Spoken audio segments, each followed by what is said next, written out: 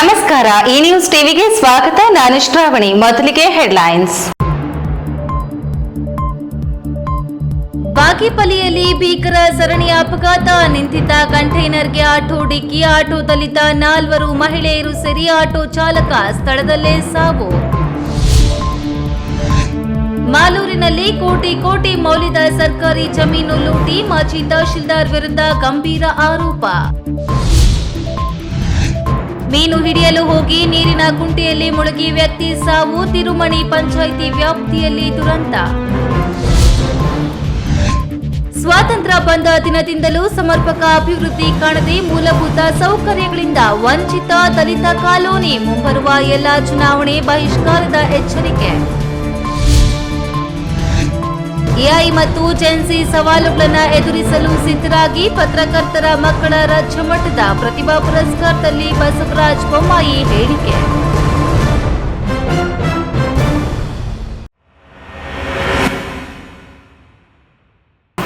ವಾರ್ತೆಗಳ ವಿವರ. ಚಿಕ್ಕಬಳ್ಳಾಪುರದ ಬಾಗೇಪಲ್ಲಿಯಲ್ಲಿ ಭೀಕರ ಸರಣಿ ಅಪಘಾತಕ್ಕೆ 5 ಜನ ಅಮಾಯಕರು ಸ್ಥಳದಲ್ಲಿ ಬಲಿಯಾಗಿದ್ದಾರೆ.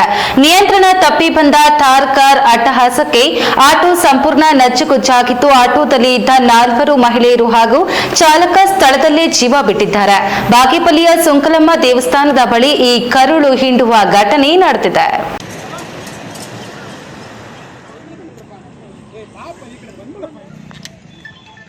ಚಿಕ್ಕಬಳ್ಳಾಪುರ ಜಿಲ್ಲೆಯ ಬಾಗೇಪಲ್ಲಿ ತಾಲೂಕಿನ ಸುಂಕಲಮ್ಮ ದೇವಸ್ಥಾನದ ಬಳಿ ಸಾವು ಅಟ್ಟಹಾಸ ಮೆರೆದಿದೆ.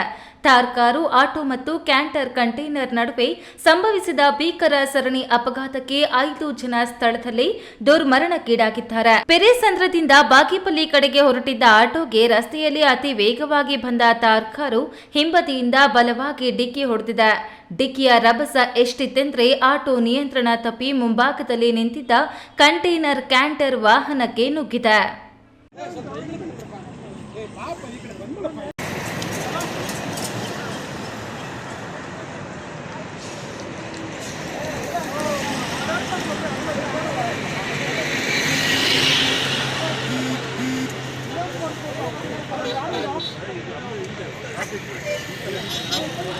ಎರಡು ಬಾರಿ ವಾಹನಗಳ ನಡುವೆ ಸಿಲುಕಿದ ಆಟೋ ಸ್ಥಳದಲ್ಲೇ ಸಂಪೂರ್ಣ ನಜ್ಜುಗುಜ್ಜಾಗಿದೆ. ಪರಿಣಾಮವಾಗಿ ಆಟೋದಲ್ಲಿ ಇದ್ದ 5 ದುರ್ದೈವಿಗಳು ಸ್ಥಳದಲ್ಲೇ ಕೊನೆಯುಸಿರೆಳೆದಿದ್ದಾರೆ. ಆಟೋದಲ್ಲಿ ಒಟ್ಟು 8 ಜನ ಪ್ರಯಾಣಿಸುತ್ತಿದ್ದರು ಎನ್ನಲಾಗಿದ್ದು, ಅಪಘಾತದಲ್ಲಿ 10ಕ್ಕೂ ಹೆಚ್ಚು ಜನರಿಗೆ ಗಂಭೀರ ಗಾಯಗಳಾಗಿವೆ. ತಕ್ಷಣವೇ ಸ್ಥಳೀಯರು ಹಾಗೂ ಪೊಲೀಸರು ಗಾಯಾಳುಗಳನ್ನು ಬಾಗೇಪಲ್ಲಿ ಸಾರ್ವಜನಿಕ ಆಸ್ಪತ್ರೆಗೆ ರವಾನಿಸಿದ್ದಾರೆ. ಇನ್ನು ಮೃತದೇಹಗಳನ್ನು ಸಹ ಮರಣೋತ್ತರ ಪರೀಕ್ಷೆಗಾಗಿ ಬಾಗೇಪಲ್ಲಿ ಆಸ್ಪತ್ರೆಗೆ ಸಾಗಿಸಲಾಗಿದೆ. ಆಂಜಿನಪ್ಪ 35 ವರ್ಷದ ಆಟೋ ಚಾಲಕ ಆಂಜಿನಪ್ಪ, ಬಾಗೇಪಲ್ಲಿ ಟೌನ್ನ ನಿವಾಸಿಗಳಾದ 55 ವರ್ಷದ ಉಮಾದೇವಿ, 40 ವರ್ಷದ ವಿಜಯ, 50 ವರ್ಷದ ಲಕ್ಷ್ಮಮ್ಮ ಹಾಗೂ ವೆಂಕಟರಾಮಪಲ್ಲಿ ಗ್ರಾಮದ 65 ವರ್ಷದ ಸರೋಜಮ್ಮ ಎನ್ನಲಾಗಿದೆ. ವಿಷಯ ತಿಳಿಯುತ್ತಿದ್ದಂತೆ ಬಾಗೇಪಲ್ಲಿ ಪೊಲೀಸರು ಸ್ಥಳಕ್ಕೆ ಧಾವಿಸಿ ಪರಿಶೀಲನೆ ನಡೆಸಿದ್ದಾರೆ. ಇನ್ನು ಚಿಕ್ಕಬಳ್ಳಾಪುರ ಜಿಲ್ಲಾ ಪೊಲೀಸ್ ವರಿಷ್ಠಾಧಿಕಾರಿ ಕುಶಾಲ್ ಚೌಕ್ಸೆ ಅವರು ಘಟನಾ ಸ್ಥಳಕ್ಕೆ ಖುದ್ದಾಗಿ ಭೇಟಿ ನೀಡಿ ಪರಿಶೀಲನೆ ನಡೆಸಿ ಮುಂದಿನ ಕ್ರಮಕ್ಕೆ ಸೂಚಿಸಿದ್ದಾರೆ. ಸದ್ಯ ಮೃತರ ಕುಟುಂಬಸ್ಥರ ಆಕ್ರಂದನ ಮುಗಿಲು ಮುಟ್ಟಿದೆ.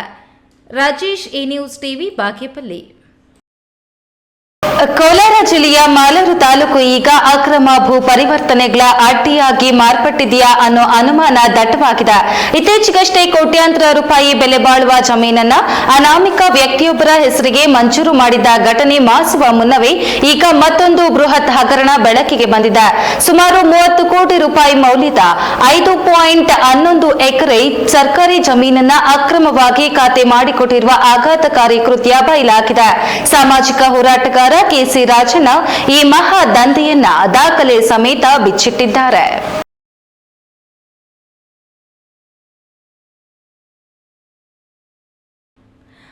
ಹೌದು, ಕೋಲಾರ ಜಿಲ್ಲೆಯ ಮಾಲೂರು ತಾಲೂಕಿನಲ್ಲಿ ಭೂಮಾಫಿಯಾ ಹಾಗೂ ಅಧಿಕಾರಿಗಳ ಜುಗಲ್ಬಂದಿ ಮಿತಿ ಮೀರಿದೆ. ಕೋಟಿ ಬೆಲೆ ಬಾಳುವ ಸರ್ಕಾರಿ ಜಮೀನನ್ನ ಖಾಸಗಿ ವ್ಯಕ್ತಿಗಳ ಹೆಸರಿಗೆ ಅಕ್ರಮವಾಗಿ ಖಾತೆ ಮಾಡಿಕೊಡುವ ಕೃತ್ಯ ರಾಜಾರೋಷವಾಗಿ ನಡೆದಿದೆ. ಕೋಲಾರ ನಗರದಲ್ಲಿ ಸುದ್ದಿಗೋಷ್ಠಿ ನಡೆಸಿ ಮಾತನಾಡಿದ ಸಾಮಾಜಿಕ ಹೋರಾಟಗಾರ ಕೆಸಿ ರಾಜಣ್ಣ, ಮಾಜಿ ತಹಶೀಲ್ದಾರ್ ರಮೇಶ್ ಅವರ ಅವಧಿಯಲ್ಲಿ ನಡೆದಿರುವ ಅಕ್ರಮಗಳ ಸುರುಳಿಯನ್ನ ಬಿಚ್ಚಿಟ್ಟಿದ್ದಾರೆ. ಮಾಲೂರು ತಾಲೂಕಿನ ಕಸಬಾ ಹೋಬಳಿಯ ಸರ್ವೆ ನಂಬರ್ 112ರಲ್ಲಿ 5 ಎಕರೆ 11 ಗುಂಟೆ ಜಮೀನನ್ನ ಒಂದೇ ಹೆಸರಿನ ವ್ಯಕ್ತಿಗಳನ್ನು ವಾದಿ ಪ್ರತಿವಾದಿಯನ್ನಾಗಿಸಿ ಈ ಹಿಂದಿನ ತಹಶೀಲ್ದಾರ್ ರಮೇಶ್ ತನ್ನ ನ್ಯಾಯಾಲಯದ ಮೂಲಕ ಪಾವತಿ ವಾರಸು ಖಾತೆ ಮಾಡಿಸಿಕೊಟ್ಟಿದ್ದಾರೆ. ಆದರೆ ಮಂಜೂರಾತಿದಾರಿಗೆ ಜಮೀನು ಮಂಜೂರು ಮಾಡಿರುವುದೇ ಅಕ್ರಮ ಎಂದು ಆರೋಪಿಸಿದ್ದಾರೆ. ಅಲ್ಲದೆ ನಾಚೋಹಳ್ಳಿ ಗ್ರಾಮದ ಸರ್ವೆ ನಂಬರ್ 1ರಲ್ಲಿ 5 ಎಕರೆ 17 ಗುಂಟೆ ಜಮೀನನ್ನು ಸಹ ಅದೇ ರೀತಿ ಪಾವತಿ ವಾರಸು ಖಾತೆ ಮಾಡಿಸಿಕೊಟ್ಟಿದ್ದು ಸರಿಯಾದ ಮಂಜೂರಾತಿ ದಾಖಲೆ ಇಲ್ಲದೆ ನಿಯಮ ಬಾಹಿರವಾಗಿ ಜಮೀನುಗಳಿಗೆ ಖಾತೆ ಮಾಡಲು ಆದೇಶಿಸಿದ್ದು ನಂತರ ಖಾತೆದಾರರು ಜಮೀನು ಮಾರಾಟ ಮಾಡಿ ಕೈತೊಳೆದುಕೊಂಡಿದ್ದಾರೆ. ಈ ರೀತಿ ಕಾನೂನು ಬಾಹಿರವಾಗಿ ಅಕ್ರಮ ನಡೆಸಿರುವ ಅಧಿಕಾರಿಗಳ ವಿರುದ್ಧ ಮುಂದಿನ ದಿನಗಳಲ್ಲಿ ಲೋಕಾಯುಕ್ತಕ್ಕೆ ದೂರು ಸಲ್ಲಿಸಲಾಗುವುದು ಎಂದು ಹೇಳಿದರು.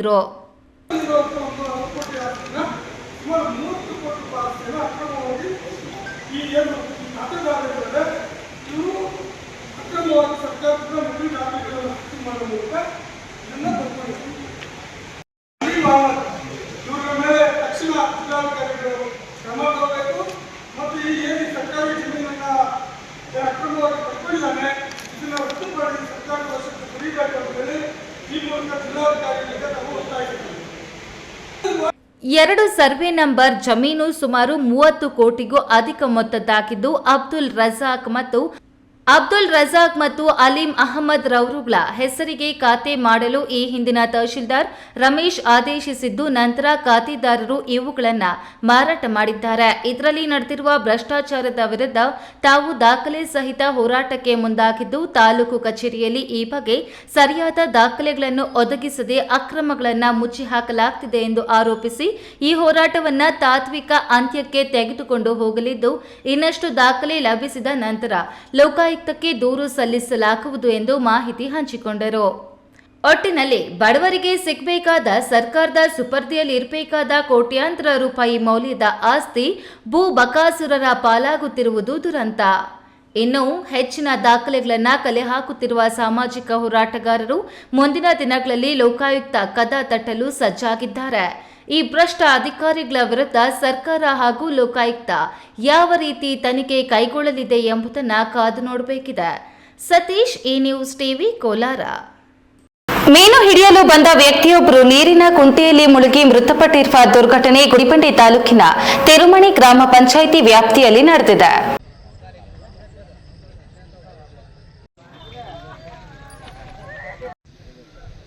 ಮೃತರನ್ನು ಕರ್ನಾಟಕ ಆಂಧ್ರ ಪ್ರದೇಶ ಗಡಿಭಾಗದಲ್ಲಿ ಇರುವ ಗುಡಿಬಂಡೆ ತಾಲೂಕು ವೆಂಕಟಾಪುರಂ ಗ್ರಾಮದ ನಿವಾಸಿ ಮಂಜು ಎಂದು ಗುರುತಿಸಲಾಗಿದೆ. ಮಂಜು ಅವರು ಮೀನು ಹಿಡಿಯುವ ಉದ್ದೇಶದಿಂದ ತಿರುಮಣಿ ಪಂಚಾಯಿತಿ ವ್ಯಾಪ್ತಿಯ ಸಣ್ಣ ನೀರಿನ ಕುಂಟೆಗೆ ಆಗಮಿಸಿದ್ರು ಎನ್ನಲಾಗಿದೆ. ಆದರೆ ಸಂಜೆ ವೇಳೆಯಾದರೂ ಮನೆಗೆ ಮರಳದ ಹಿನ್ನೆಲೆಯಲ್ಲಿ ಕುಟುಂಬದವರು ಆತಂಕಗೊಂಡಿದ್ದರು. ಘಟನೆಯ ಮಾಹಿತಿ ತಿಳಿಯುತ್ತಿದ್ದಂತೆ ಗುಡಿಬಂಡೆ ಪೊಲೀಸ್ ಠಾಣೆಯ ಸಿಬ್ಬಂದಿ ಹಾಗೂ ಅಗ್ನಿಶಾಮಕ ದಳದ ಸಿಬ್ಬಂದಿ ಸ್ಥಳಕ್ಕೆ ಭೇಟಿ ನೀಡಿ ಪರಿಶೀಲನೆ ನಡೆಸಿದ್ರು. ಸ್ಥಳದಲ್ಲಿ ಪರಿಶೀಲನೆ ನಡೆಸಿದ ವೇಳೆ ಕುಂಟೆಯ ದಡದಲ್ಲಿ ಮಂಜು ಅವರು ಬಂದಿದ್ದ ದ್ವಿಚಕ್ರ ವಾಹನ ಹಾಗೂ ಅವರ ವಸ್ತುಗಳು ಪತ್ತೆಯಾಗಿದ್ದು ಅವರು ನೀರಿನಲ್ಲಿ ಮುಳುಗಿರುವ ಸಾಧ್ಯತೆ ಇದೆ ಎಂದು ಶಂಕಿಸಲಾಯಿತು. ಈ ನಡುವೆ ಮಂಜು ಅವರ ಮೊಬೈಲ್ಗೆ ಕುಟುಂಬದ ಸದಸ್ಯರು ಕರೆ ಮಾಡಿದ್ದು ಸ್ಥಳದಲ್ಲಿದ್ದ ಪೊಲೀಸರು ಆ ಕರೆಯನ್ನು ಸ್ವೀಕರಿಸಿ ಘಟನೆ ಕುರಿತು ಮಾಹಿತಿ ನೀಡಿದ್ದಾರೆ.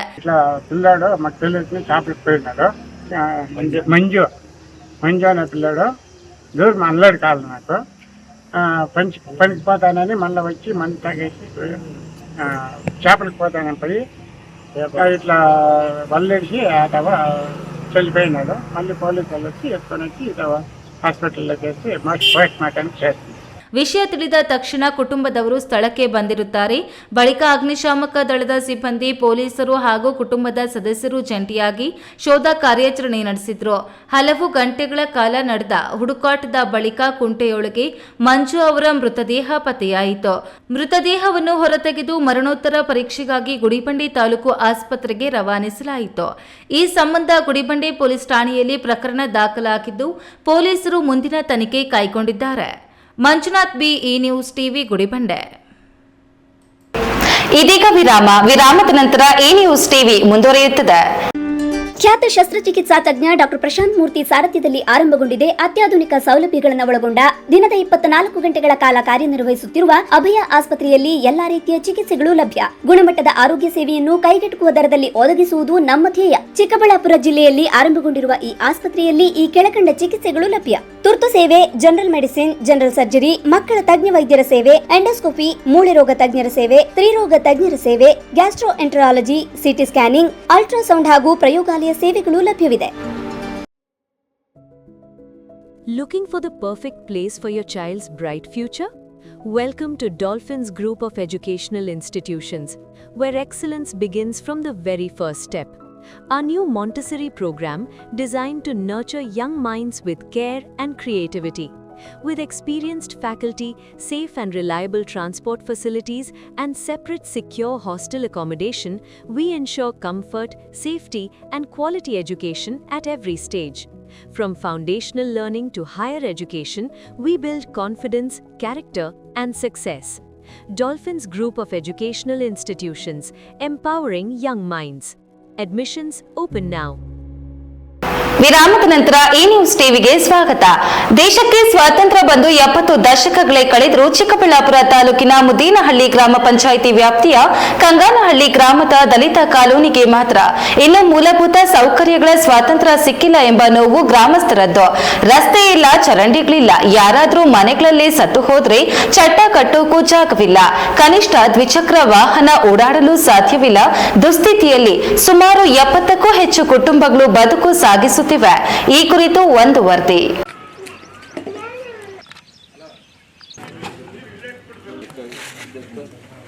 ಚಿಕ್ಕಬಳ್ಳಾಪುರ ತಾಲೂಕು ಮುದ್ದೇನಹಳ್ಳಿ ಪಂಚಾಯಿತಿಗೆ ಸೇರಿದ ಕಂಗಾನಹಳ್ಳಿ ಗ್ರಾಮದ ದಲಿತ ಕಾಲೋನಿಯಲ್ಲಿ ಸ್ವಾತಂತ್ರ್ಯ ಬಂದ ದಿನದಿಂದಲೂ ಸಮರ್ಪಕ ಅಭಿವೃದ್ಧಿ ಕಾಣದೆ ಜನರು ನರಕಯಾತನೆ ಅನುಭವಿಸುತ್ತಿದ್ದಾರೆ.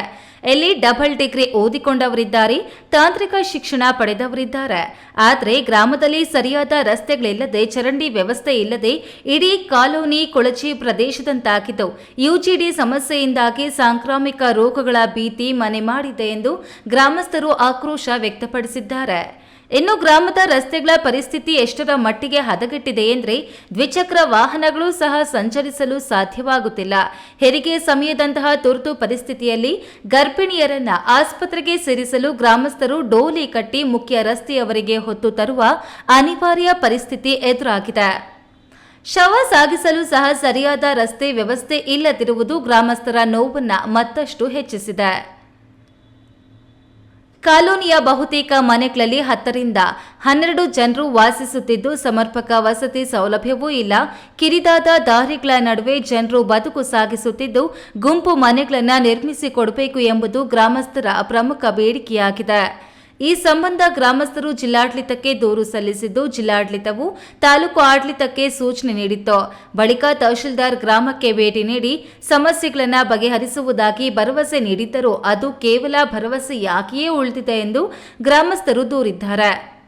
ಇನ್ನು ಈ ಬಗ್ಗೆ ಈಗಾಗಲೇ ಸ್ಥಳೀಯ ಶಾಸಕ ಹಾಗೂ ಸಂಸದ ಅವರ ಗಮನಕ್ಕೂ ಸಮಸ್ಯೆ ತಂದಿದ್ರೂ ಸಮರ್ಪಕ ಸ್ಪಂದನೆ ಸಿಕ್ಕಿಲ್ಲ ಎಂದು ಅಸಮಾಧಾನ ವ್ಯಕ್ತಪಡಿಸಿದ್ದಾರೆ. ಡಿಜಿಟಲ್ ಇಂಡಿಯಾ ಅಭಿವೃದ್ಧಿ ಎಂಬ ಮಾತುಗಳು ಕೇವಲ ಭಾಷಣಗಳಿಗೆ ಮಾತ್ರ ಸೀಮಿತವಾಗಿವೆ. ನಮ್ಮ ಕಾಲೋನಿಗೆ ಇನ್ನೂ ಕನಿಷ್ಠ ಮೂಲಭೂತ ಸೌಕರ್ಯಗಳೇ ಇಲ್ಲ. ಚುನಾವಣೆ ಬಂದಾಗ ಮಾತ್ರ ನಮ್ಮನ್ನ ನೆನಪಿಸಿಕೊಳ್ತಾರೆ. ಸಮಸ್ಯೆಗಳಿಗೆ ಶಾಶ್ವತ ಪರಿಹಾರ ಸಿಗದಿದ್ರೆ ಮುಂದಿನ ಜಿಲ್ಲಾ ಪಂಚಾಯಿತಿ, ವಿಧಾನಸಭಾ ಚುನಾವಣೆಗಳನ್ನು ಬಹಿಷ್ಕರಿಸುವುದಾಗಿ ಗ್ರಾಮಸ್ಥರು ಎಚ್ಚರಿಕೆ ನೀಡಿದ್ದಾರೆ. ಒಂದು ಕಾಲು ಬೇಕಾದ್ರೂ ಹಿಡಿತಾರೆ. ಓಟ್ ಮುಗಿಸ್ಕೊಂಡು ಹೋದ್ಮೇಲೆ ತಿರುಗು ನೋಡಲ್ಲ. ಅವ್ರು ಏನೇನೋ ಆಗಿರ್ಬೋದು, ಏನೋ ಹೋಗ್ಬೋದು, ಏನು ಅಂತ ವಿಚಾರ ಬಂದು ಒಂದು ಮಾತು ಹೆಂಗಮ್ಮ ಏನಮ್ಮ ಅಂತ ಕೇಳ. ನಮಗೆ ಒಂದಷ್ಟು ದಿವಸದಿಂದ ಇದ್ದೀರಿ, ಒಂದು 50-60 ವರ್ಷದಿಂದ ಈ ಕಡೆ ನೀವು ವಾಸ್ತಾಗಿದ್ದೀರಿ. ಒಬ್ಬರು ಒಂದು ಸೈಟ್ ಕೊಡ್ತೀನಿ ಅಂತ ಬಂದಾಗ ಮಾತಾಡ್ತಾರೆ, ಆಮೇಲೆ ಸೀದಾ ಹೊಡ್ತೀರಿ. ಈ ಕಡೆ ಏನು ಅಂತ ಕೇಳೋಕೆ ಇದು ಬೇಜಾರ್ಸಕ್ಕೆ ಬರೋದಿಲ್ಲ. ಅವ್ರು ಏನು ಅಂತ ಕೇಳಿದ್ರೆ ಬತ್ತೀರಿ ಮಾಡ್ಕೊಡ್ತೀರಮ್ಮ ಅಂತಾರೆ. ಅರ್ಜಿಗಳು ಎಷ್ಟು ಸುಮಾರು ಸತಿ ಅರ್ಜಿ ಕೊಟ್ಟಿದ್ದೀರಿ, ಒಬ್ಬರು ಒಂದು ಅನುಕೂಲ ನಮಗೆ ಮಾಡಿಕೊಟ್ಟಿಲ್ಲ.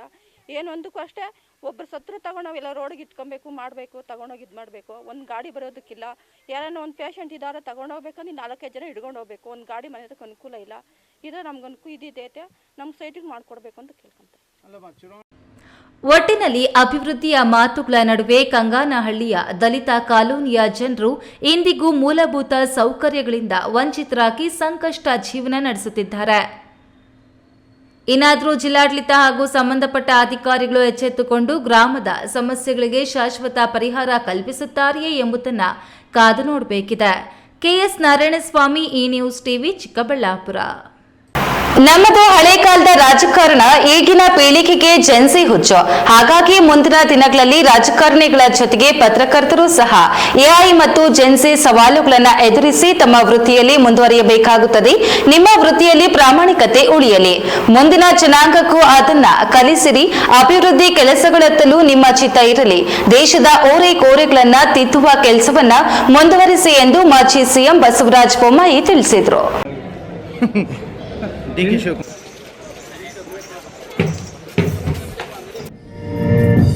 ಚಿಕ್ಕಬಳ್ಳಾಪುರ ನಗರದ ಕನ್ನಡ ಭವನದಲ್ಲಿ ಕರ್ನಾಟಕ ಕಾರ್ಯನಿರತ ಪತ್ರಕರ್ತರ ಸಂಘ ಕಾರ್ಯನಿರತ ಪತ್ರಕರ್ತರ ಮಕ್ಕಳಿಗೆ ರಾಜ್ಯ ಮಟ್ಟದ ಪ್ರತಿಭಾ ಪುರಸ್ಕಾರ ಹಮ್ಮಿಕೊಂಡಿದ್ದರು.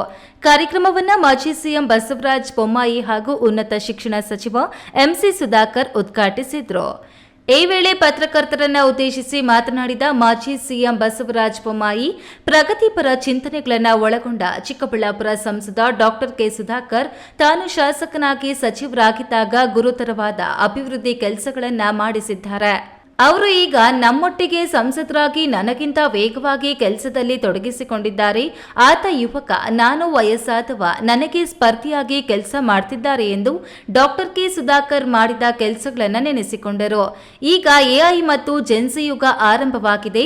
ಅವೆರಡರ ಒಟ್ಟಿಗೆ ನೀವು ಅಡ್ಜಸ್ಟ್ ಆಗಿಲ್ಲ ಅಂದ್ರೆ ನಿಮ್ಮ ವೃತ್ತಿಯೇ ಮುಂದಕ್ಕೆ ಸಾಗೋದಿಲ್ಲ ಎಂದರು. ರಾಜಕಾರಣಿ, ಪ್ರಗತಿಪರ ಚಿಂತನೆ ಇರುವಂಥ ಒಬ್ಬ ರಾಜಕಾರಣಿ, ಅವರು ಈ ಚಿಕ್ಕಬಳ್ಳಾಪುರ ಜಿಲ್ಲೆಗೆ ಮಂತ್ರಿಗಳಾದ ಮೇಲೆ ಇಲ್ಲಿ ಅಭಿವೃದ್ಧಿ ಬಹಳ ದೊಡ್ಡ ಪ್ರಮಾಣದಲ್ಲಿ ಆಗಿದೆ. ಮತ್ತು ನಾವು ಮಾತನಾಡಬಾರ್ದು, ನಮ್ಮ ಕೆಲಸಗಳು ಮಾತನಾಡಬೇಕು ಅನ್ನುವಂಥದ್ದು ಅವ್ರು ಮಾಡಿರುವಂಥ ಕೆಲಸಗಳೇ ಅದಕ್ಕೆ ಸಾಕ್ಷಿ. ಒಂದು ಮೆಡಿಕಲ್ ಕಾಲೇಜಿಂದ ಹಿಡಿದು ನೀರಾವರಿಗೆ ಅವರು ತೆಗೆದುಕೊಂಡಿರುವಂಥ ಶ್ರಮ ಮತ್ತು ಈ ಕನ್ನಡ ಭವನ ಕಟ್ಟೋದಕ್ಕೆ ಅವರು ನಿಜವಾಗ್ಲೂ ಕೂಡ ಅವ್ರು ಪಟ್ಟಿರುವ ಶ್ರಮ, ಒಂದು ರೀತಿಯಲ್ಲಿ ಅವರೆಲ್ಲ ಈಗ ಹೆಂಗ ಜನ ಬರುವಂಥ ಕಾಲ ಏನಂತಲ್ಲ, ಜೆನ್ಜಿ ಇದು ಹೊಸ ಸ್ವರಾಗಿದೆ. ಈಗ ಜೆನ್ಜಿ ಈಗ ಅವ್ರ ಕಾಲ ಬಂದಿದೆ. ಈಗ ಹೀಗಾಗಿ ಈ ಪತ್ರಕರ್ತರಲ್ಲೂ ಜೆನ್ಜಿ ಬರ್ತಾರೆ. ಇನ್ನೊಂದು ಸ್ವಲ್ಪ ದಿವಸಕ್ಕೆ ಯಾರೇ ಬಂದಿದ್ದಾರೆ, ಇನ್ನೊಂದು ಸ್ವಲ್ಪ ದಿವಸಕ್ಕೆ ಪತ್ರಕರ್ತರಲ್ಲೂ ಕೂಡ ಜೆನ್ಜಿ ಬರ್ತದೆ. ಎಲ್ಲರೂ ಕೂಡ ಎರಡು ಬದಲಾವಣೆಗೆ ನಾವೆಲ್ಲರೂ ತಯಾರಾಗಬೇಕು. ಒಂದು ಎಐ, ಇನ್ನೊಂದು ಜೆನ್ಜಿ. ಜಿಲ್ಲಾ ಉಸ್ತುವಾರಿ ಉನ್ನತ ಶಿಕ್ಷಣ ಸಚಿವ ಡಾಕ್ಟರ್ ಎಂಸಿ ಸುಧಾಕರ್ ಮಾತನಾಡಿ, ಸಂವಿಧಾನದ 3 ಅಂಗಗಳಾದ ಶಾಸಕಾಂಗ, ಕಾರ್ಯಾಂಗ ಮತ್ತು ನ್ಯಾಯಾಂಗದ ಜೊತೆಗೆ ಅವರೆಲ್ಲರನ್ನು ಎಚ್ಚರಿಸಿ ವಿರೋಧ ಪಕ್ಷವಾಗಿ ಕೆಲಸ ಮಾಡುವ ಪತ್ರಿಕಾ ರಂಗವು 4ನೇ ಪಿಲ್ಲರ್ ಆಗಿ ಸಮಾಜದ ಕೆಲಸ ಮಾಡುತ್ತಿದೆ. ಸರ್ಕಾರ ಪತ್ರಿಕಾ ರಂಗದಲ್ಲಿ ಕೆಲಸ ಮಾಡುತ್ತಿರುವ ಪತ್ರಕರ್ತರನ್ನು ಅಸಂಘಟಿತ ವಲಯಕ್ಕೆ ಸೇರಿಸಿ ಕಾರ್ಮಿಕ ಇಲಾಖೆಯಿಂದ ಸಿಗುವ ಸೌಲಭ್ಯಗಳನ್ನು ಕೊಡಿಸುವ ಕೆಲಸ ಮಾಡುತ್ತಿದೆ. ನಾನು 3 ವರ್ಷಗಳ ಕಾಲ ಉನ್ನತ ಶಿಕ್ಷಣ ಸಚಿವನಾಗಿ ಕೆಲವು ಬದಲಾವಣೆಗಳನ್ನು ತರಲು ಪ್ರಯತ್ನಿಸಿದ್ದೇನೆ. ಮುಂದೆ ಬರುವ ಸಚಿವರು ಅದನ್ನು ಮುಂದುವರಿಸುತ್ತಾರೆ ಎಂಬ ನಂಬಿಕೆ ಇದೆ, ನೋಡೋಣ ಎಂದರು. ಇದೇ ವೇಳೆ ರಾಜ್ಯ ಮತ್ತು ಸಮಿತಿಗಳು ಕೈಗೊಂಡಿರುವ ಚಟುವಟಿಕೆಗಳ ಬಗ್ಗೆ ಪ್ರಶಂಸನೀಯ ಮಾತುಗಳನ್ನು ಆಡಿದರು. ನಾವು ಸಮ್ಮೇಳನವನ್ನು ಮಾಡಿದ್ವಿ, ಅದರಲ್ಲಿ ತೀರ್ಮಾನ ಆಗಿದೆ, ಅದರಂತೆ ಸಮಿತಿಯನ್ನು ಮಾಡಿದ್ದೀವಿ. ಆದಷ್ಟು ಬೇಗ ಅದನ್ನು ನಾವು ಸಂಬಂಧಪಟ್ಟ ವಿಶ್ವವಿದ್ಯಾಲಯಗಳಿಗೆ ಕಳಿಸಿ ಅಲ್ಲಿ ಆ ಸಿಲೆಬಸ್ಸನ್ನು ಅಳವಡಿಕೆ ಮಾಡಿಕೊಂಡಾಗ ನಮ್ಮ ಮಕ್ಕಳು ಅದರ ಬಗ್ಗೆ ಅಧ್ಯಯನ ಮಾಡಿ ಆ ಒಂದು ಪರೀಕ್ಷೆಗಳಲ್ಲಿ ಉತ್ತಮ ಅಂಕಗಳನ್ನು ಪಡಿತಕ್ಕಂಥದ್ದಾಗುತ್ತೆ ಮತ್ತು ಉದ್ಯೋಗ ಲಭಿಸ್ತಕ್ಕಂಥದ್ದಾಗುತ್ತೆ. ಹೆಚ್ಚು ಉದ್ಯೋಗ ಆಧಾರಿತವಾದಂಥ ಶಿಕ್ಷಣಕ್ಕೆ ಒತ್ತು ಕೊಡ್ತಕ್ಕಂಥ ಒಂದು ಕೆಲಸವನ್ನು ನಾವು ಮಾಡಿದ್ದೇವೆ. ಭಾಳಷ್ಟು ಬದಲಾವಣೆ ತಂದಿದ್ದೀವಿ. ಇನ್ನು ಭಾಳಷ್ಟು ಬದಲಾವಣೆ ಆ ಒಂದು ದಾರಿಯಲ್ಲಿತ್ತು. ಈಗ ಈ ಒಂದು ಬದಲಾವಣೆ, ರಾಜಕೀಯ ಬದಲಾವಣೆ ಆಗಿದೆ. ನೋಡೋಣ ಮುಂದೆ ಏನಾಗುತ್ತೆ ಅಂತಕ್ಕಂಥದ್ದು ಕಾದು ನೋಡಬೇಕು. ಒಟ್ಟಾರೆಯಾಗಿ ಒಂದು ಸಿಕ್ಕಿರ್ತಕ್ಕಂಥ ಅವಕಾಶದಲ್ಲಿ ನಾನು ಪ್ರಾಮಾಣಿಕವಾಗಿ ಒಂದು ಶಿಕ್ಷಣ ಕ್ಷೇತ್ರದಲ್ಲಿ ಬದಲಾವಣೆ ತರ್ತಕ್ಕಂಥ ಒಂದು ಹೆಜ್ಜೆಯನ್ನು ನಾನು ಇಟ್ಟಿದ್ದೆ. ಅದು ಮುಂದುವರಿತದೆ ಅಂತಕ್ಕಂಥ ಒಂದು ನಂಬಿಕೆ ಇದೆ. ಇಂದಿನ ಪ್ರತಿಭಾ ಪುರಸ್ಕಾರ ಕಾರ್ಯಕ್ರಮಕ್ಕೆ ಮೆರುಗು ನೀಡಲು ನಂದಿ ಬೆಟ್ಟದ ನಾರು ಬೇರು ಪ್ರಶಸ್ತಿ ಪುರಸ್ಕೃತ ನಾಗರಾಜ್ ರವರು ನಾರು ಬೇರು ಪ್ರದರ್ಶನ, SHGಗಳಿಂದ ತಯಾರಿಸಿದ ಅಲಂಕಾರಿಕ ವಸ್ತುಗಳ ತಿಂಡಿ ತಿನಿಸುಗಳು, ಚಿಂತಾಮಣಿ ಕಲ್ಯಾಣ್ ಕುಮಾರ್ರಿಂದ ಸಂಗ್ರಹಿಸಿದ ಹಳೆ ನಾಣ್ಯಗಳ ಮತ್ತು ಪತ್ರಿಕೆಗಳ ಪ್ರದರ್ಶನ ಆಕರ್ಷಣೀಯವಾಗಿತ್ತು. ವೇದಿಕೆಯಲ್ಲಿ ಮುಖವೀಣೆ ಆಂಜಿನಪ್ಪ, ಚಿಂತಾಮಣಿ ವಿದ್ಯಾರ್ಥಿನಿ ಯೋಗಾಸನ ಸೋಸು ರವರ ಮಕ್ಕಳ ಕಲಾ ಪ್ರದರ್ಶನ, ಗೊಲ್ಲಹಳ್ಳಿ ಮಂಜುನಾಥ್ ಮತ್ತು ಚೈತ್ರ ತಂಡಗಳ ಡೊಳ್ಳು ಕುಣಿತ ಎಲ್ಲರ ಗಮನ ಸೆಳೆದ್ವು. ಕಾರ್ಯಕ್ರಮದಲ್ಲಿ ಸಂಸದ ಡಾಕ್ಟರ್ ಕೆ ಸುಧಾಕರ್, ಜಿಲ್ಲಾಧಿಕಾರಿ ಪ್ರಭು, ರಾಜ್ಯಾಧ್ಯಕ್ಷ ಶಿವಾನಂದ ತಗಡೂರು, ಪ್ರಧಾನ ಕಾರ್ಯದರ್ಶಿ ಲೋಕೇಶ್ ಚಿಕ್ಕಬಳ್ಳಾಪುರ, ಮಾಜಿ ಶಾಸಕ ಕೆಪಿ ಬಚ್ಚೇಗೌಡ, ಜಿಲ್ಲಾಧ್ಯಕ್ಷ ರವಿಕುಮಾರ್, ಪ್ರಧಾನ ಕಾರ್ಯದರ್ಶಿ ಕಾಕತಿ ನಾಗರಾಜ್ ಇನ್ನಿತರರು ಹಾಜರಿದ್ದರು. ಕೆಎಸ್ ನಾರಾಯಣಸ್ವಾಮಿ, ಈ ನ್ಯೂಸ್ ಟಿವಿ, ಚಿಕ್ಕಬಳ್ಳಾಪುರ. ಚಿಂತಾಮಣಿ ತಾಲೂಕಿನ ಪುರಾಣ ಪ್ರಸಿದ್ಧ ಸುಕ್ಷೇತ್ರ ಕೈವಾರದ ಸದ್ಗುರು ಶ್ರೀ ಯೋಗಿನಾರಾಯಣ ಮಠದಲ್ಲಿ ಅಧಿಕ ಜ್ಯೇಷ್ಠ ಮಾಸದ ಹುಣ್ಣಿಮೆ ಅಂಗವಾಗಿ ಯೋಗಿನಾರಾಯಣ ಯತೀಂದ್ರರ ರಥೋತ್ಸವ ವಿಜೃಂಭಣೆಯಿಂದ ನಡೆಯಿತು.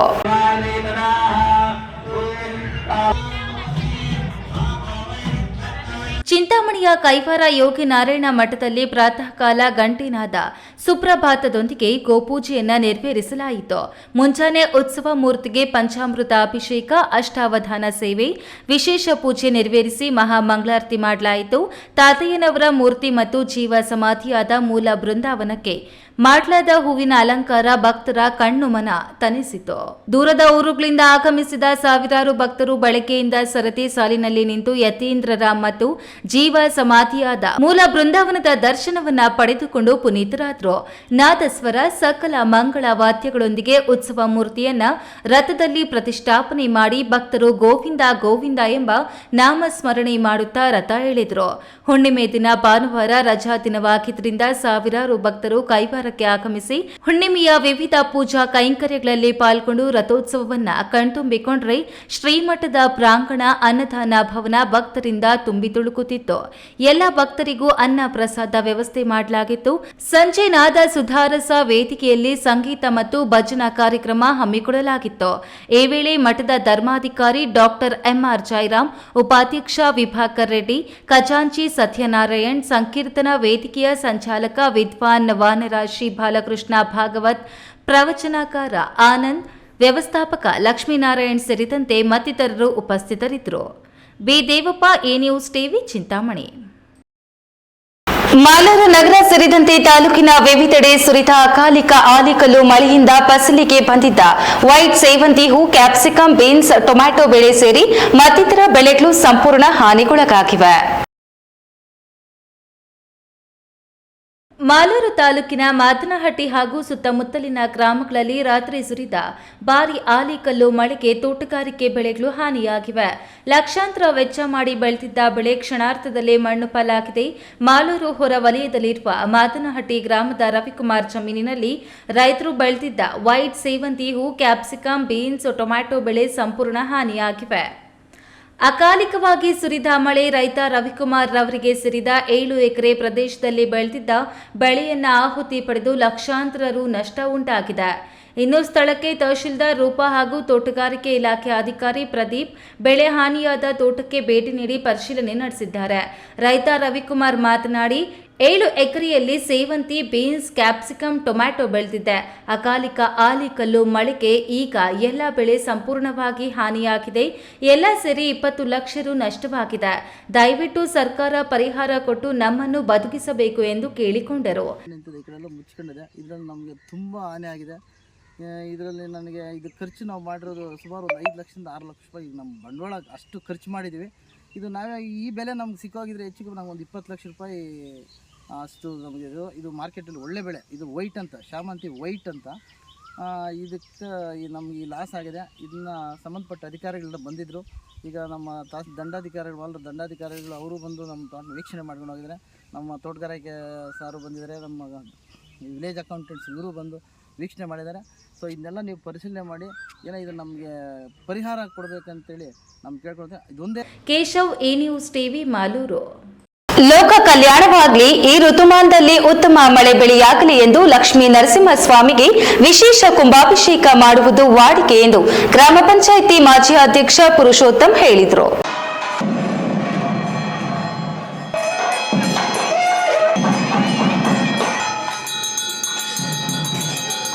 ಹೌದು, ದೇವಾಲಯದ ಕಳಶ ಪ್ರಾಯದಲ್ಲಿ ವಿಶೇಷ ಪೂಜೆ, ತಡಸಿಘಟ್ಟ ಗ್ರಾಮದವರ ಒಗ್ಗಟ್ಟಿನ ಮಂತ್ರ, ಮಂಗಳವಾದ್ಯ ಈ ಎಲ್ಲ ದೃಶ್ಯ ಕಂಡಿದ್ದು ತಡಸಿಘಟ್ಟ ಗ್ರಾಮದಲ್ಲಿ.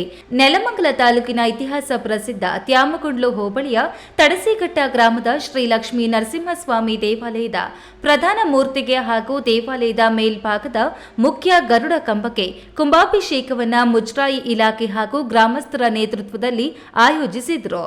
ಈ ವೇಳೆ ಗ್ರಾಮ ಪಂಚಾಯಿತಿ ಮಾಜಿ ಅಧ್ಯಕ್ಷ ಪುರುಷೋತ್ತಮ್ ಮಾತನಾಡಿ, ಚೋಳರ ಕಾಲದ ಪುರಾತನ ಇತಿಹಾಸವಿರುವ ದೇವಾಲಯ ಇದಾಗಿದ್ದು ಧಾರ್ಮಿಕ ದತ್ತಿ ಇಲಾಖೆ ಹಾಗೂ ಗ್ರಾಮಸ್ಥರೆಲ್ಲರೂ ಸೇರಿ ದೇವಾಲಯದ ಮೇಲಿನ ಬೃಹತ್ ಕಂಬಕ್ಕೆ ಅಭಿಷೇಕ ಕೈಗೊಳ್ಳುತ್ತಾರೆ. ಮೇಲಭಿಷೇಕ ಎಂದು ಗ್ರಾಮಸ್ಥರಲ್ಲಿ ಒಂದು ಲೋಕ ಕಲ್ಯಾಣದ ಭಾವನೆ. ಈ ಕುಂಭಾಭಿಷೇಕದ ನಂತರ ಉತ್ತಮ ಮಳೆ ಬೆಳೆಯಾಗುತ್ತದೆ ಎಂಬುದು ಗ್ರಾಮದವರ ನಂಬಿಕೆಯಾಗಿದೆ. ಇತ್ತೀಚಿನ ದಿನಗಳಲ್ಲಿ ಉತ್ತಮ ಮಳೆಯಾಗುತ್ತಿರುವುದು ಗ್ರಾಮಸ್ಥರಲ್ಲಿ ಸಂತಸ ಮೂಡಿಸಿದೆ ಎಂದರು. ಅಭಿಷೇಕ ಪ್ರತಿ ವರ್ಷವೂ ಮಾಡ್ತಾ ಬರ್ತಾರೆ. ಇದು ಧಾರ್ಮಿಕ ದತ್ತಿ ಇಲಾಖೆ ಸಹಯೋಗದಿಂದ ಗ್ರಾಮಸ್ಥರು, ಮುಜರಾಯಿ ಏನು ಇ ಒ ಮೇಡಮ್ ಅವರಿದ್ದಾರೆ, ಅರ್ಚಕರು, ಗ್ರಾಮಸ್ಥರು ಎಲ್ಲರೂ ಸೇರ್ಕೊಂಡು ಮಾಡೋಂಥ ಕಾರ್ಯಕ್ರಮ ಇದು. ಪ್ರತಿ ವರ್ಷ ಮಾಡ್ತಾ ಬರ್ತಾರೆ. ಮಧ್ಯೆ ಸೇವಾಕರ್ತರು ಮಾಡಿಸ್ತಾರೆ. ಇದು ಕುಂಭಾಭಿಷೇಕ, ಮೇಲಭಿಷೇಕ ಅಂತ ಹೇಳ್ತೀವಿ. ಇದು ವರ್ಷಕ್ಕೊಂದ್ಸರಿ ನಮ್ಮ ಗ್ರಾಮಕ್ಕೆ ಒಳ್ಳೆಯದಾಗಲಿ. ಈ ರೈತರ ಆಸೆ ಏನಂದರೆ ನಮ್ಮ ಕುಂಭಾಭಿಷೇಕ ಮಾಡಿದ್ರೆ ಟೈಮಿಗೆ ಸರಿಯಾಗಿ ಸಕಾಲದಲ್ಲಿ ಮಳೆ ಬರುತ್ತೆ, ಗ್ರಾಮದಲ್ಲಿ ಎಲ್ಲರಿಗೂ ಒಳ್ಳೆಯದಾಗಲಿ ಅಂತ ಒಂದು ಭಾವನೆಯಿಂದ ಪ್ರತಿ ವರ್ಷ ಎಲ್ಲರೂ ಸೇರ್ಕೊಂಡು ಮಾಡ್ತಾರೆ. ಆದರೆ ಒಂದು ವಾರದಿಂದ ಮಳೆ ಬೀಳ್ತಾ ಇದೆ. ನಿನ್ನೆ ಇಲ್ಲ, ಇವತ್ತು ನೋಡಬೇಕು. ಇವತ್ತು ಚೋಳರ ಕಾಲದಿಂದ ದೇವಸ್ಥಾನ, ಇದು ಚೋಳರ ದೇವಸ್ಥಾನ, ಚೋಳರು ಕಟ್ಟಿದಂಥ ದೇವಸ್ಥಾನ. ಆವಾಗ ಯಾರು ಗ್ರಾಮಸ್ಥರಿದ್ದರೋ ಪ್ರತಿ ಹಿರಿಯ ತಲೆಗಳೆಲ್ಲ ಗ್ರಾಮಸ್ಥರು ಸೇರ್ಕೊಂಡು ಈ ಕಾರ್ಯಕ್ರಮ ಮಾಡ್ತಾ ಬಂದಿದ್ದಾರೆ. ಅದನ್ನು ಈಗ ಹಿಂದೆ ನಮ್ಮ ತಾತ ಮಾಡ್ತಿದ್ರು, ನಮ್ಮ ತಂದೆ ಮಾಡ್ತಿದ್ರು. ಈಗ ಅವರೆಲ್ಲ ಕಾಲವಾದ ನಂತರ ಈಗ ನಾವು ಗಟ್ಟಿರೋರ್ಗೂ ನಾವು ಸೇವೆ ಮಾಡೋದು ನಮ್ಮ ಕರ್ತವ್ಯ. ಹಾಗಾಗಿ ಎಲ್ಲ ಗ್ರಾಮಸ್ಥರು ಸೇರ್ಕೊಂಡು ಮಾಡ್ತೀವಿ. ಈ ಸಂದರ್ಭದಲ್ಲಿ ಪ್ರಧಾನ ಅರ್ಚಕರಾದ ಲಕ್ಷ್ಮೀಕಾಂತ, ಅರ್ಚಕರಾದ ಪದ್ಮನಾಭಾಚಾರ್, ಶ್ರೀರಂಗಾಚಾರ್, ಅರುಣ್ ಕುಮಾರ್, ವಸಂತಾಚಾರ್, ಮುಜರಾಯಿ ಇಒ ಬೃಂದ, ಪಾರುಪತ್ತೇದಾರ ಪ್ರಭು, ಕೆಂಪನರಸಯ್ಯ, ಯುವ ಮುಖಂಡ ಸುರೇಶ್ ಟಿಬಿ, ಗ್ರಾಮ ಪಂಚಾಯಿತಿ ಮಾಜಿ ಸದಸ್ಯ ಚಂದ್ರಪ್ಪ, ನಾಗರಾಜು ಟಿಪಿ, ಲೋಕೇಶ್, ಮಂಜುನಾಥ್ ಸೇರಿದಂತೆ ಇನ್ನಿತರರು ಹಾಜರಿದ್ದರು. Ramprasad KR, A news TV, Nelamangala. ಇದೀಗ ವಿರಾಮ. ವಿರಾಮದ ನಂತರ ಎ ನ್ಯೂಸ್ ಟಿವಿ ಮುಂದುವರಿಯುತ್ತದೆ. ವಿದ್ಯಾಮೃತ್ ಪಿಯು ಕಾಲೇಜ್ ಚಿಕ್ಕಬಳ್ಳಾಪುರ ನಗರದ ಎಂಜಿ ರಸ್ತೆಯ ಜಿಲ್ಲಾ ಸರ್ಕಾರಿ ಆಸ್ಪತ್ರೆ ಮುಂಭಾಗ 2011ರಲ್ಲಿ ಆರಂಭಗೊಂಡ ವಿದ್ಯಾಮೃತ್ ಪಿಯು ಕಾಲೇಜ್ ಪ್ರತಿ ವರ್ಷ 99% ಫಲಿತಾಂಶ ಪಡೆದಿದ್ದು, ಪ್ರತಿ ವಿದ್ಯಾರ್ಥಿಗಳ ಮೇಲೆ ವೈಯಕ್ತಿಕ ಕಾಳಜಿಯನ್ನು ವಹಿಸಿ ಶಿಕ್ಷಣ ನೀಡಲಾಗುತ್ತಿದೆ. ನುರಿತ ಅನುಭವಿ ಉಪನ್ಯಾಸಕ ವೃಂದ, ಸುಸಜ್ಜಿತ ಪ್ರಯೋಗಾಲಯ, ಕ್ರೀಡೆಗೆ ಆದ್ಯತೆ ಹೊಂದಿರುವ ನಮ್ಮ ಕಾಲೇಜಿನಲ್ಲಿ ವಿಜ್ಞಾನ ವಿಭಾಗದಲ್ಲಿ ಪಿಸಿಎಂಬಿ, ಪಿಸಿಎಂಸಿಎಸ್, ಕಾಮರ್ಸ್ ವಿಭಾಗದಲ್ಲಿ ಇಬಿಎಸಿಎಸ್ ಕೋರ್ಸ್ಗಳಿಗೆ ದಾಖಲಾತಿ ಆರಂಭವಾಗಿದೆ. ಕೆಸಿಇಟಿ, ನೀಟ್ ಹಾಗೂ ಜೆಇಇಗೆ ವಿಶೇಷ ತರಗತಿಗಳನ್ನು ನಡೆಸಲಾಗುವುದು. ನಿಮ್ಮ ಮಕ್ಕಳ ಉಜ್ವಲ ಭವಿಷ್ಯಕ್ಕಾಗಿ ಎಂದೇ ವಿದ್ಯಾಮೃತ ಪಿಯು ಕಾಲೇಜಿಗೆ ಸೇರಿಸಿ. ಭಾರತದ ಪ್ರತಿಷ್ಠಿತ ದ್ವಿಚಕ್ರ ವಾಹನಗಳಲ್ಲಿ ಒಂದಾದ ಹೀರೋ ಬೈಕ್ಗಳು ಚಿಕ್ಕಬಳ್ಳಾಪುರ ಜಿಲ್ಲೆಯಲ್ಲಿ ಲಭ್ಯ. ಉದ್ಯಮಿ ಅಧಿಕೃತ ಡೀಲರ್ ಲಕ್ಷ್ಮೀನಾರಾಯಣ್ ಸಾರಥ್ಯದಲ್ಲಿ ಆರಂಭವಾಗಿರುವ ಶೋರೂಮ್ ಹಲವು ವೈಶಿಷ್ಟ್ಯತೆಗಳಿಂದ ಕೂಡಿದೆ. ಹೀರೋ ಕಂಪನಿಯ ಬೈಕ್ಗಳ ಅಧಿಕೃತ ಮಾರಾಟಗಾರರು ಮತ್ತು ಸರ್ವಿಸ್ ಸೆಂಟರ್ ಸೇವೆಗಳು ಚಿಕ್ಕಬಳ್ಳಾಪುರದಲ್ಲಿ ಈಗ ಲಭ್ಯ. ವಿಳಾಸ ವಿಶಾಲ್ ಮಾರ್ಟ್ ಮುಂಭಾಗ, ಬೇಬಿ ರಸ್ತೆ, ಚಿಕ್ಕಬಳ್ಳಾಪುರ. ಕಷ್ಟಪಟ್ಟು ಹಣ ಕೊಡಿಸಿ ಒಡವೆ ಮಾಡಿಸಿರ್ತೀರಿ. ಮಕ್ಕಳ ಉನ್ನತ ವ್ಯಾಸಕ್ಕೋ, ಅವ್ರ ಮದ್ವೆಗೋ ಅಥವಾ ಯಾವ್ದಾದ್ರೂ ಆರೋಗ್ಯ ಸಮಸ್ಯೆ ಬಂದಾಗ ಹಣ ಬೇಕಾಗತ್ತೆ. ಆ ಚಿನ್ನವನ್ನ ಮಾರೋಕೆ ಅಂತ ಹೋದಾಗ ಬೇಕಾಬಿಟ್ಟಿ ಬೆಲೆ ಕೇಳ್ತಾರೆ ಅನ್ನೋ ಚಿಂತೆಲಿದ್ದೀರಾ? ಇನ್ನು ಮುಂದೆ ಆ ಚಿಂತೆ ಮಾಡೋ ಪ್ರಮೇಯನೇ ಇಲ್ಲ. ಹಿಂದೆ ಹಿಂದೂಸ್ತಾನ್ ಗೋಲ್ಡ್ ಕಂಪನಿಗೆ ಬನ್ನಿ. ತಾವು ಅಡ ಇಟ್ಟಿರೋ ಚಿನ್ನವನ್ನ ತಕ್ಷಣ ಬಿಡಿಸಿ ಇಂದಿನ ಆನ್ಲೈನ್ ಬೆಲೆಗೆ ಕೊಂಡ್ಕೊಂಡು ಕೂಡಲೇ ಬಾಕಿ ಹಣವನ್ನ ನಿಮ್ ಕೈ ಕೊಡ್ತಾರ. ನಿಮ್ಮ ಕನಸಿನ ಸಾಕಾರಕ್ಕೆ ಜೊತೆ ಆಗ್ತಾರೆ. ಹಿಂದೂಸ್ತಾನ್ ಗೋಲ್ಡ್ ಕಂಪನಿ, ಇದು ನಿಮ್ಮ ಕಂಪನಿ ಅಲ್ಲ, ನಮ್ಮೆಲ್ಲರ ಕಂಪನಿ. ವಿರಾಮದ ನಂತರ ಎ ನ್ಯೂಸ್ ಟಿವಿಗೆ ಮತ್ತೆ ಸ್ವಾಗತ. ಇದೀಗ ಸಂಕ್ಷಿಪ್ತ ಸುದ್ದಿಗಳು. ನೂತನ ಸಚಿವ ಸಂಪುಟ ಅಸ್ತಿತ್ವಕ್ಕೆ ಬರುತ್ತಿರುವ ಸಮಯದಲ್ಲಿ ಮಾದಿಗ ಸಮುದಾಯದ ಪ್ರಮುಖ ನಾಯಕರಾದ ಕೆಎಚ್ ಮುನಿಯಪ್ಪ ಅವರಿಗೆ ರಾಜ್ಯದ ಉಪಮುಖ್ಯಮಂತ್ರಿ ಸ್ಥಾನದೊಂದಿಗೆ ಉನ್ನತ ಖಾತೆಯನ್ನು ನೀಡುವ ಮೂಲಕ ಕಾಂಗ್ರೆಸ್ ಪಕ್ಷ ಶೋಷಿತರ ಪರವಾದ ನಿಲುವು ತೆಗೆದುಕೊಳ್ಳಬೇಕೆಂದು ಮಾತ್ರ ಮಹಾಸಭಾದ ರಾಜ್ಯ ಸಮಿತಿಯ ವಿಶೇಷ ಆಹ್ವಾನಿತರಾದ ರಾಮಕೃಷ್ಣ ಆಗ್ರಹಿಸಿದರು. ದೊಡ್ಡಬಳ್ಳಾಪುರ ನಗರದ ಪ್ರವಾಸಿ ಮಂದಿರದಲ್ಲಿ ನಡೆದ ಸುದ್ದಿಗೋಷ್ಠಿಯಲ್ಲಿ ಮಾತನಾಡಿದ ಅವರು, ರಾಜ್ಯದಲ್ಲಿ ಕಾಂಗ್ರೆಸ್ ಪಕ್ಷದಿಂದ ವೀರಪ್ಪ ಮೊಯ್ಲಿ, ಬಂಗಾರಪ್ಪ, ಧರ್ಮಸಿಂಗರ್ ಅವರಿಗೆ ಮುಖ್ಯಮಂತ್ರಿ ಸ್ಥಾನ ನೀಡಿರುವುದು ನಮಗೆ ಬೇಸರ ಇಲ್ಲ. ಆದರೆ 60ರಿಂದ 70 ಲಕ್ಷ ಜನಸಂಖ್ಯೆ ಇರುವ ಮಾದಿಗ ಸಮುದಾಯಕ್ಕೆ ಕೊನೆಯ ಪಕ್ಷ ಡಿಸಿಎಂ ಸ್ಥಾನ ನೀಡದಿರುವುದು ಶೋಚನೀಯ. ಕೇಂದ್ರದಲ್ಲಿ 2 ಬಾರಿ ಸಚಿವರಾಗಿರುವ ಕೆಎಚ್ ಮುನಿಯಪ್ಪರವರಿಗೆ ಡಿಸಿಎಂ ಸ್ಥಾನ ನೀಡುವುದರ ಜೊತೆಗೆ ಉನ್ನತ ಖಾತೆಯನ್ನು ನೀಡುವ ಮೂಲಕ ಸಮುದಾಯದ ಅಭಿವೃದ್ಧಿಗೆ ಕೈಜೋಡಿಸಬೇಕು. ಇಲ್ಲದಿದ್ದರೆ ಮುಂದಿನ ದಿನದಲ್ಲಿ ಕಾಂಗ್ರೆಸ್ ಪಕ್ಷಕ್ಕೆ ಬೆಂಬಲಿಸುವ ಬಗ್ಗೆ ಮಾದಿಗ ಸಮುದಾಯ ಯೋಚಿಸಬೇಕಾಗುತ್ತದೆ ಎಂದು ಎಚ್ಚರಿಕೆಯನ್ನು ನೀಡಿದರು. ಕೊನೆಯದಾಗಿ ಮತ್ತೊಮ್ಮೆ ಹೆಡ್ಲೈನ್ಸ್. ಬಾಗೇಪಲ್ಲಿಯಲ್ಲಿ ಭೀಕರ ಸರಣಿ ಅಪಘಾತ. ನಿಂತಿದ್ದ ಕಂಟೈನರ್ಗೆ ಆಟೋ ಡಿಕ್ಕಿ. ಆಟೋದಲ್ಲಿದ್ದ 4 ಮಹಿಳೆಯರು ಸೇರಿ ಆಟೋ ಚಾಲಕ ಸ್ಥಳದಲ್ಲೇ ಸಾವು.